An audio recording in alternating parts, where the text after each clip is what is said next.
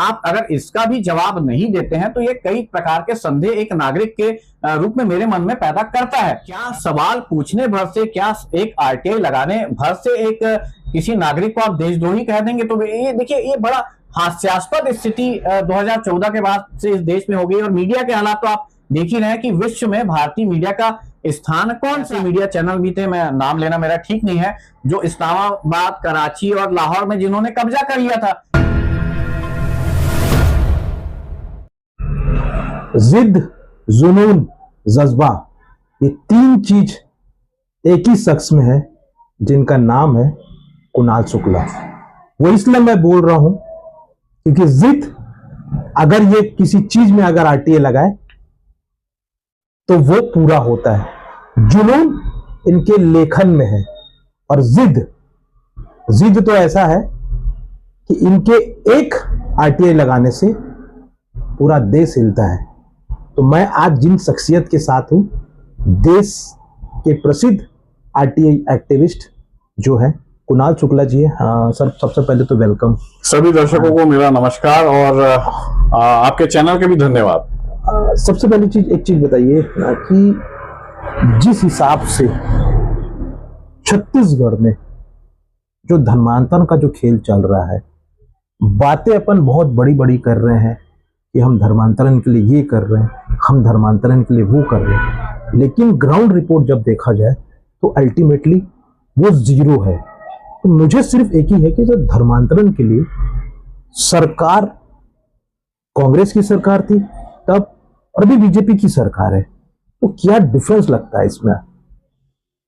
देखिए, सबसे पहली बात तो ये आपको समझना होगा कि जो भारतीय संविधान है वो प्रत्येक नागरिक को अपना धर्म मानने की, अपने धर्म का प्रचार प्रसार करने की अनुमति देता है, इजाजत देता है। ये कानून में भी है कि हर कोई व्यक्ति अपना हिसाब से धर्म कोई भी मान सकता है। परंतु मैं हर बार ये बोलता हूं कि जोर जबरदस्ती से, लालच से, किसी को डरा धमका के उसका धर्म परिवर्तन नहीं कराया जाना चाहिए, ये एकदम साफ है। अब सबसे बड़ी बात है कि आप देखेंगे कि हर रोज जो है धर्मांतरण को लेके छत्तीसगढ़ में बवाल की खबरें आ रही हैं। रायपुर से, बिलासपुर से, दुर्ग, भिलाई से, तमाम जगहों से धर्मांतरण को लेके जो बवाल कट रहा है उसकी खबरें आ रही हैं। इसको लेके कुछ लोग गुंडागर्दी भी कर रहे हैं, ये भी आरोप लग रहा है। तो ऐसा होना नहीं चाहिए। परंतु मैं जो अंतर देखता हूं वह यह देखता हूं कि जो सरकारें हिंदू बचाने को के नाम पर सत्ता में आई, जो सरकारें गौ रक्षा के नाम पर सत्ता में आई, वह इन दोनों कामों में पूर्णतः असफल साबित हो चुकी हैं। आप देखेंगे कि भारत आज बीफ एक्सपोर्ट में अमेरिका को पछाड़कर आज तीसरे नंबर पे है। आज जो है हलाल का जो है सर्टिफिकेट बांटते ये सरकार घूम रही है खाड़ी देशों को। आप देखेंगे कि धर्मांतरण जो है वो छत्तीसगढ़ ही नहीं पूरे देश में बेहिसाब है। तो ऐसा लगता है कि जो सरकार इन बिंदुओं को लेकर सत्ता में आई थी वह अब पूरी तरह असफल हो चुकी है, और वह सरकारें ये ऑन रिकॉर्ड है कि वो बीफ कंपनियों से चुनावी चंदा तक लेती है। तो ऐसा दोगला चरित्र, ऐसा दोहरा चेहरा नहीं होना चाहिए।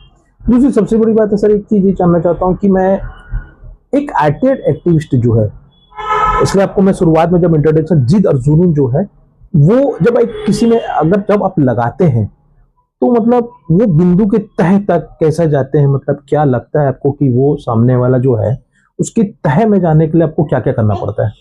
देखिए, आरटीआई या जो है उसको, कानून को कमजोर करने का काम तो किया गया है, परंतु जो ऐसे कई मामले हैं, ऐसे कई जो आरटीआई आवेदन इसलिए रिजेक्ट हो जाते हैं क्योंकि आरटीआई आवेदन गलत तरीके से लगाए जाते हैं। मैं हर बार ये बात बोलता हूं कि अगर आप सही तरीके से दस्तावेज मांगेंगे तो जानकारी भी मिलेगी, सही तरीके से दस्तावेज मांगेंगे तो आप मामले के तह तक भी जाएंगे, परंतु आवेदन वही रिजेक्ट हो पाते हैं जो सही तरीके से नहीं लगे होते। दूसरी सबसे बड़ी बात है कि चाहे वो सत्ता हो, चाहे पक्ष हो, विपक्ष हो, जब कोई एक आदमी बहुत किसी पार्टी को लेके बात करता है तो उसके ऊपर ये ब्लेम लगता है कि वो उसके साइड से बैटिंग कर रहा है या उसके साइड से कर रहा है। आपके ऊपर भी ये ब्लेम लगता है कि आपने मतलब कांग्रेस के साइड से आप बैटिंग कर रहे हो, तो मतलब ये ऐसा क्यों है कि आपके ऊपर ये क्यों ब्लेम लगता है कि आप कांग्रेस की साइड से बैटिंग कर रहे हो? देखिए, आरोप निराधार हैं और मेरी जो बैटिंग रहती है वो करप्शन के खिलाफ रहती है। मेरी जो बैटिंग है वो भ्रष्ट अफसरों के खिलाफ रहती है, कहीं किसी से छुपा नहीं है। अगर मैं फिर से ये बात बताना चाहूंगा कि मेरे जो रायपुर में अधिकतर आरटीआई लगाए गए हैं और रायपुर नगर निगम के विरुद्ध लगाए गए हैं। और रायपुर नगर निगम में अगर आप याद करें तो 15 साल से कांग्रेस सत्ता में रही है। मैंने एक दिन में एक समय में जो सबसे अधिक आरटीआई लगाए 551 आरटीआई वो रायपुर नगर निगम में लगाए थे, जिस समय भी कांग्रेस सत्ता में थी। तो ये आरोप पूर्णतः निराधार है, ये आरोप जो है बेबुनियाद है। और दूसरी सबसे बड़ी बात है कि जब भी आप कोई आरटीआई टेस्ट करते हैं, प्रधानमंत्री को लेके ट्वीट करते हैं, उसके बाद चाहे वो राफाल को लेके अपने अभी किया, तो क्या लग रहा है कि वाकई में राफाल जो हुआ था वो कुछ उसमें प्रॉब्लम था, जो ऑपरेशन सिंदूर में कहीं ना कहीं चूक हुई जिसको लेके बात नहीं कर सकते हैं, मतलब सरकार बात नहीं करना चाहती है ताकि सरकार को कहीं ना प्रॉब्लम हो। तो ऐसा क्या डिफरेंस है कि आप राफाल को भी लेके बोल रहे हैं, आप प्रधानमंत्री है, भाई प्रधानमंत्री तो विदेश टूर कर करेगा, लेकिन अगर वो विदेश टूर कर रहा है तो उसमें भी अगर आपको प्रॉब्लम है, मतलब क्या रहे हैं आप? देखिए, मुझे प्रॉब्लम नहीं है। मैं सिर्फ एक जिम्मेदार नागरिक होने के चलते सरकार से सवाल पूछता हूं। मेरी प्रॉब्लम यह है जो सरकार को लगती है प्रॉब्लम। आपको समझना होगा कि एक नागरिक जो है, जो एक टैक्स पेयर है, वो सरकारों से सवाल पूछ सकता है और विकसित देशों में भी एक नागरिक सरकारों से सवाल पूछता है। परंतु 2014 के बाद ऐसा माहौल बना दिया गया है देश में कि सरकार से सवाल पूछने वाला है वो देशद्रोही है। अब राफेल को लेके भारत सरकार के जो सैन्य अफसर हैं अनिल चौहान, उन्होंने शांग्रीला डायलॉग्स में ये कहा था कि हाँ, कुछ विमानों का नुकसान हुआ है और ये ऑन रिकॉर्ड उन्होंने कहा था।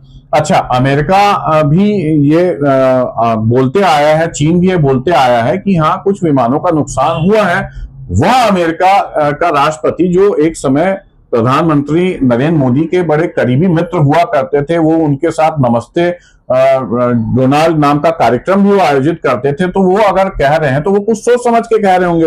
तो मैंने तो सिर्फ यही पूछा था कि अमुक अमुक टेल नंबर का राफेल विमान सर्विस में है या नहीं है, आपको सिर्फ ये बताना था, हाँ है या नहीं है ये बताना था। आप अगर इसका भी जवाब नहीं देते हैं तो ये कई प्रकार के संदेह एक नागरिक के रूप में मेरे मन में पैदा करता है।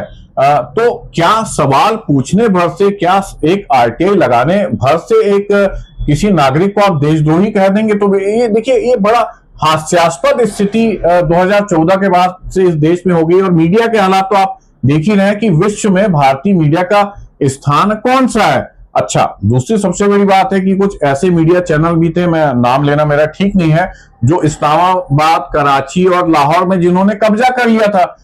ऐसे भी मीडिया चैनल थे जिन्होंने ये भी बता दिया था कि पाकिस्तानी प्रधानमंत्री के भाई को गिरफ्तार करके दिल्ली लाया जा रहा है, इनके ऊपर आप कोई कार्रवाई नहीं करते। तो देखिए, ये पूरा देश जो है, ये पूरा जो व्यवस्था है, अब ऐसा लगता है जुमलों पे चल रही है।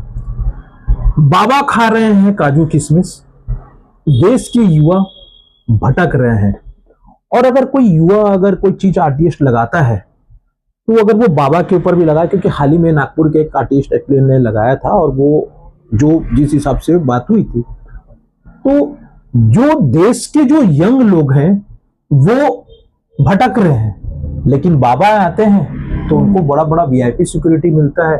और वो बड़ा बड़ा, मतलब ऐसा होगा कि बाबा आजकल बाबा नहीं होके किसी एक पार्टी का, या कोई भी चाहे पक्ष और विपक्ष हो, उनकी पार्टी का प्रचार मात्र रह गए हैं। देखिए, ये लोग जिनकी बात कर रहे हैं, ये पॉलिटिकल बाबा हैं। ये पॉलिटिकल बाबा सिर्फ भाजपा की ओर से बैटिंग करते हैं और ऐसे बयान देते हैं जिससे भाजपा को कहीं ना कहीं से फायदा हो।